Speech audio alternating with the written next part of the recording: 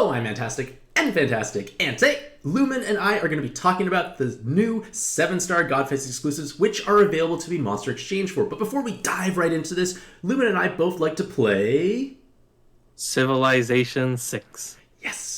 And Wet the System also does. 3 big pad people like to play Civ 6 together. And if you do play Civilization 6, maybe you can join us for some games because it's pretty fun. But regardless of all that, let's talk about pad because that's probably what we're all slightly addicted to. Now, first things first, we are going to receive one of the Metal Monster Exchange options for any of these 7-star Godfest exclusives we're about to talk about. If you have Pad Pass, you'll have a second medal. But before you do make any trades, I highly recommend you think carefully about whether or not you actually need these cards and whether or not you're actually going to be rolling in current Super Godfest because you might actually acquire them because these trades do not go bad. And for myself, I hold on to my medals until there is something I will actually use them for right away. And hopefully with this video of Lumon and I, we'll be able to shed some light on the 3 possible options. So, who is the first card, Lumon? Fiery Serenity Dual Axe Princess Millie. Outstanding. And what do you like about this card? This card is just the straightforward lead of this new green-red. Well, the physical TPA. But it's like the modernized lead for this new, or for this green-red TPA archetype, right? And so we've seen this once before, infamously with Grigory. Yep. And poor Grigory, he came in and everyone laughed at him and he wasn't really used all that much. But despite that, he may see a revival because, Millie is a new modern scaling version of that play style. And so it gives it's a breath of new life for the cards associated with the playstyle. And there are a surprising number of green red or red green physical TPA cards out there, and maybe Millie will give them a little bit of a chance. So with a 10 combo and 6 TPAs with the chance of more skill boosts or 2 more TPAs or super blind resist, she can deal meaningful amounts of damage. And like the other 7-star Godfest exclusives here, they are all able to be limit broken and thus acquire double damage cap or the 1.5 cap latents, which gives them a little bit of an edge over transforming cards because they do have a transforming style active skill and then they will have a much stronger low cooldown option. So let's walk us through the transforming active skill, Lumon. So this one is pretty good, right? Because you start out with the tricolor board of all the colors you need plus heal, and then you also get a full shield, right? So you don't even need to think, you just kind of use that active, right? And then just full shield so you take no damage. And then because you're probably going to pair with another Millie, you just pop the other one. And then by the time the other one's shield goes down, you'll have your post-transform active ready to go. So then you're just right on your way. Yep. And it's a 2-turn cooldown that gives 2 times personal damage for the card itself, so that overwrites any self debuffs given out by spawns. Changes water to wood and dark to fire. So it's your orb generating without making hard orbs, unfortunately. And then let's take a look at the leader skill, because that's what's going to make more sense. Yeah, so the leader skill, as previously mentioned, is a scaling leader skill. It's Gung-Ho's new shiny mechanic to deal with the ever-growing level of power creep and damage requirements that you need to clear these endgame dungeons. And so now the leader skills themselves scale contingent on certain requirements, right? And so for this lead, you can either have to match a fire TPA or wood TPA, and you get 2x, a +1 combo, and an auto fool as well. And so it's pretty good. I mean, you just spam TPAs, get a ton of damage, and just blow things out of the water. Yep, and as long as you're a physical type, you have big health and recovery multipliers. So when your health and recovery are even numbers, it makes it a little easier to restore your health. You don't have damage reduction, unfortunately, so just be mindful of any gravities that just happen to be larger than 100% or 100%. And with a scaling nature, kind of like Prim, Matelli, Kaishu, who are leaders we all know are quite powerful, Millie does have that potential as well, but you don't make hard orbs, so healing can be possibly a little strained, maybe. And I feel like you kind of have some reliance on Grigory, who we made fun of before. And I feel like you might need maybe 2 Grigorys. And why is that, Lumon? Well, because in endgame you see a lot of Void. So, the one of the better options is Gregory. I haven't really looked into other options, but Gregory is definitely an appealing one. But unfortunately, his active is pretty slow. Yeah. So you're probably going to want to run two of them to make sure you're up to speed. Yep, and Grigri hits hard. He has 12 TPAs. I think as far as like TPA cards go, he might be the highest output for a TPA card, which is kind of interesting. So in Super Gravity Dungeons, he'll still be pumping out large amounts. But as a whole, I feel like Millie is kind of awkward, and I feel like you kind of agree as well, Lumen. Yeah, I mean, they're forcing this play style, and I don't really want to. I want to reserve judgment until I actually try her. But I do think it is a little awkward. Hopefully, I think it has the potential to work, which is better than a lot of cards nowadays. Yeah. But at the same time, we'll have to see. It's highly specific. You need to be physical in green and red. Like there's a lot of hurdles to overcome. And then her first weapon assist gives the wood sub-attribute, team HP, team RCV, and 4 wood OEs, which is not a bad thing if you're a wood-based team. And the yeah. Go for it. Honestly, it looks pretty good. I mean, just any wood team that, like, you're like this looks pretty good, honestly. Because OEs have gotten a lot more value, right, with negative OE debuffs, and then wood sub-at and team HP, team RCV. Like it definitely, it looks pretty good. Like just having splashing and damage, just a lot of splash. But it's a great package. With 4 OEs, you're almost 100% enhanced rate, so pretty good. Yeah. And then it's also 3 turns of 75% damage reduction, which is good because there are plenty of spawns that you cannot one-shot, and being able to essentially just not die for 3 turns means you can basically grind through that spawn and eventually kill them, hopefully. Yeah, maybe not like, again, with equips, you do have to deal with a lot of other utility, so maybe not like the perfect thing, but like, again, I think it's a pretty solid package of awakenings, and yeah. And then her weapon assist is now like a red one because she's like holding axes apparently. And she gets a physical typing donation, so yay, cards that weren't physical now can be for her leader skill, 2 team RCVs, which is always helpful, and then 2 TPAs. Yeah, this equip is just built for her, right? Just anything that doesn't fit the physical, you can just fix that problem and give it TPAs and Team RCB. So and 100% shield, so that can be useful at the very beginning of dungeons as well, because there's a good chance the card inherited on will overcharge into that. Yep. All right, so remember, if you don't have a use for any of these cards, don't monster exchange for it because this doesn't go bad. So now we're going to talk about... let's see. Bewitching Scale Dual Blade Warrior Sagitty. Excellent. So what do you like about this card, Lumen? Well, I think the most appealing thing for me is the post-transform active where you have the enhance all orbs. I think that's especially powerful with the negative OE debuffs that we've been seeing everywhere nowadays. So I think that's the biggest thing for me. As a lead, she is strong with the 75% shield, and she does have that plus combos, a lot of combos. She has auto flow. Big auto follow-up, actually. Yeah, big auto follow-up and great damage, but unfortunately for me, the sad part is that you have to match 5 orbs in an L shape. Which can get pretty annoying to deal with. As we've seen before, we've seen the fate of Ryume, and Ryume just never took off because it was pretty awkward to deal with. It's any kind of 5 orb in an L, so it's not as horrible. It could be anything. He was buffed to do that as well. But even then, he wasn't really used. So I just think that, like, you try playing it, and I think it has potential. But again, like, the convenience of, or the inconvenience of playing this style may deter, some people. But, if you do have her, like, I do think it's worth a try.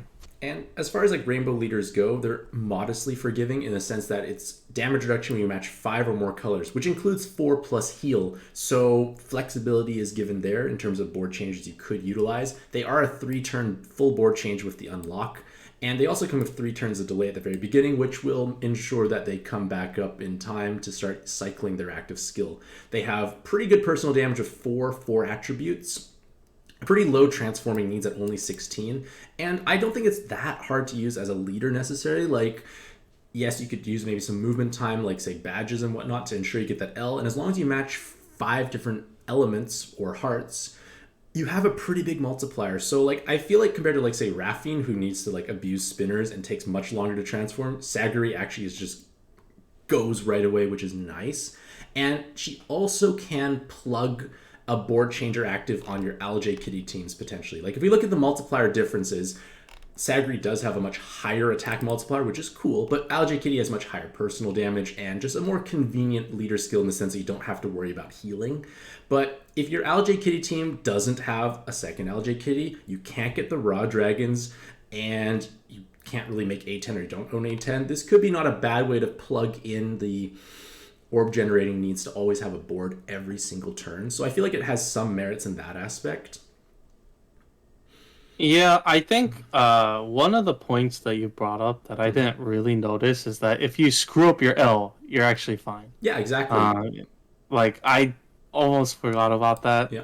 But that's actually a really good quality of life. It's also means you actually install. Yeah, you can definitely alleviate a lot of frustration with that. I can see, because I used to play Ryume. It was one of my first ever videos, right? Yep. And I cannot tell you how frustrating it was to play him, because you just do a big L and then you just die. Yep. So yeah, and this case here, it's not the L. The L is only for damage. And unlike LJ Kitty teams, you can stall. My LJ Kitty team never stalls. It's kind of silly. It's like, well, I'm just gonna go, I guess. Yep. Whereas Sagiri can stall. So like it has some advantages there. But again, it could plug in the active skill needs for board changing, and because they aren't transforming, they can double damage cap or whatever you need. For their weapon assists, what do you like about this one here? I mean, I'm gonna be honest.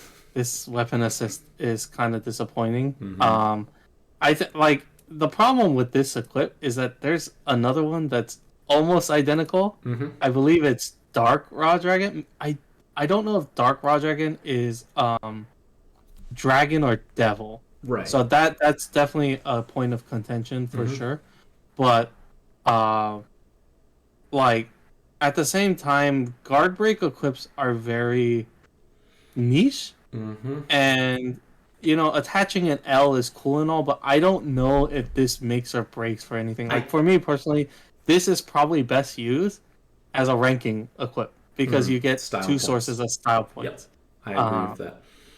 And Yeah. L is kind of pointless on rainbow teams, because if we look at all the rainbow board changers, they all come with an unlock anyways.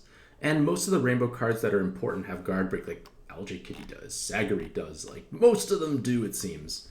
So I feel like it's a little awkward aside from the ranking tech, but the active skill can be possibly interesting. It's 2 turns delay and 2 turns of damage absorb and attribute absorption. The one possible place that I can think of this being particularly helpful is like say an MD3 against floor 4 of the Phoenix and all the absorb spawns, because you would kill the absorb spawns and the Phoenix super resolves, heals back up. It's just a little pain in the buttock, so to speak. But if he's delayed the Phoenix, he doesn't revive his health, so like slightly cool. But I'd rather just use Alexander's weapon just for that purpose instead.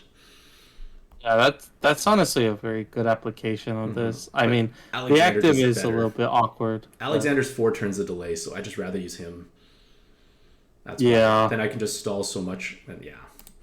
It's just the awakenings are pretty underwhelming, but for ranking, yes, I could see it being used a lot of the times. Oh, for sure. I agree with that, because like, how often do you get to combine 2 style points in one? Especially those. Like, I don't think that I've ever seen that combination before. Yeah, it's definitely unique. So, and then their other weapon assist is a full cleric active skill with a 1-turn delay and healing bonus potential. So this can be used on a wide variety of teams, and especially if your team has like say a higher health multiplier than recovery multiplier, these enhanced hard orbs can make a big difference. Yeah, this one is pretty decent. Like just I'm not gonna say it's like great or anything, but it's definitely a lot more usable than the other one. I agree. So like there's more value in it, and I think that's good. Now, is it great? Probably not. No. It doesn't like stick out in any way, but definitely more flexible than the other one. So I'm already liking it more. That is perfectly fair. All right, and then that's Allergy Kitty for comparison. And now we come to Uh, Holy Crimson Dual Sword Princess Elfriede.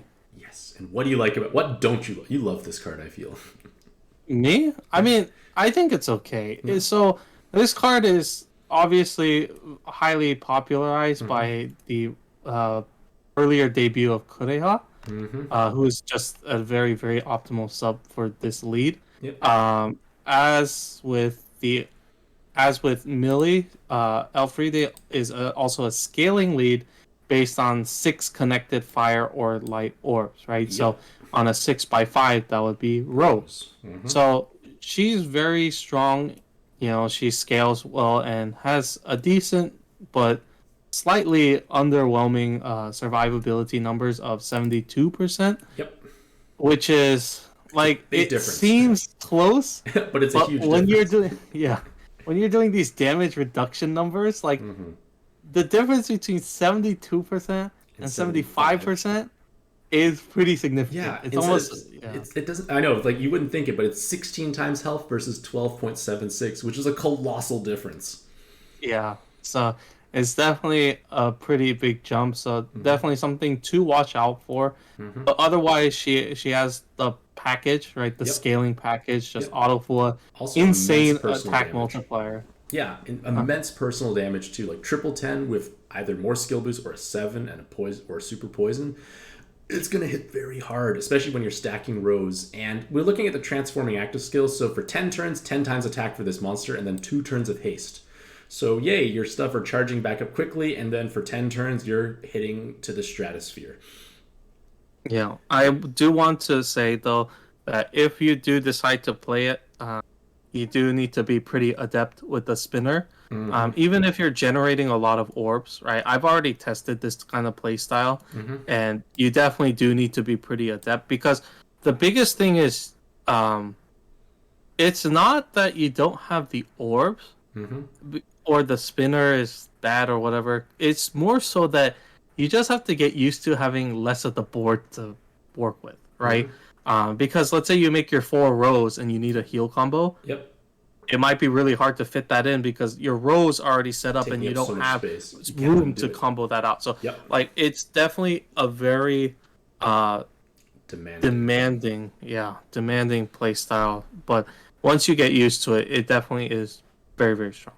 And then once they transform, their 4-turn cooldown gives you 1 turn of void, damage void, which is invaluable because you're not VDPing ever. You unlock the board and change the whole board to fire, light, and hearts. So with 2 leaders, you're getting 50% uptime on this. So obviously you need to make sure you have these orbs present because you don't gain damage reduction unless you get 8 or more combos, which you could probably do with a regular board, but it's just definitely easier when you blob to get the bonus combos through the leader skill. And why do we like Kureha so much for this Lumen? Kureha covers the other utilities. For one, she provides light rows, which complement Elfreide's fire rows. So you're getting rows for both. Yep. Also, triple 10C, just massive damage. And then not only that, but you also have Kureha provides you with the Fujin and Color Void that you need to get through endgame dungeons. Yep. And also the extra orb generation to make it even more consistent. Yep. And with Kureha, you get the absorptions, like damage and attribute, and with Elfrieda, you get the void, damage, void. So you got those mechanics covered. And with 2 of these as subs, you will always have 100% uptime on orb generation needs, which is great. But obviously, it's quite costly. Not everyone has these types of things lying around.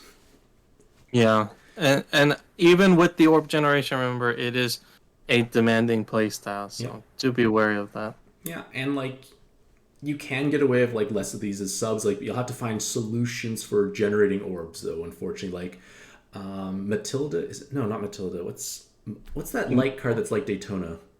Meredith. Meredith. She at least makes spinners, which can help you fish things out, hence why you're talking about spinners. I've seen some people utilize her for that purpose, for like kind of bridging that orb generation. Yep. Possibly. But overall, like if you have a way to build a competent team for her, you can smash through so much content. All right, let's look at her first weapon assist. So what do you think about this one? I mean, it's okay. I'm not sure where I would use this. I think Shiva Dragon teams. Yeah, I think so too. It's got This is everything you like want. not bad. I feel like my biggest problem is like the team RCV is a little awkward per se. Mm-hmm. I mean, it's good for Leo Shivadra Yep. because you want recovery, but at the same time, it's like for if you're running like a pure swipe team, like Mm-hmm. the recovery doesn't usually factor in, Nope. right? So I think that's the off-putting thing about Mm-hmm. the equip, but otherwise, it's probably a very good equip. And as you mentioned, Mm-hmm. Leo Shivadra can probably use this to Yeah. a And great extent. technically, the Reddit sub-attribute is actually a damage bonus to your Shiva Dragons, because instead of a 10% sub-attribute, it's 15%. Probably not Yep. relevant outside of super gravities, but it's still something. And then for their final weapon assist, it comes with... So you have that God typing Mm-hmm. equip, and then you have Unbindable with 7C and a finger. I mean, I don't know how I feel about this equip. I think it's slightly meh. Mainly because, like, yeah, it's good. It gives you damage, right? Mm-hmm. Good damage. And 7C is a great awakening still Yep. because of the way it It always functions works. in damage calculations. Yep. And, but, like, at the same time, like, the active is kind of whatever, right? Yeah, It's a it's cleric nice, active, right? basically.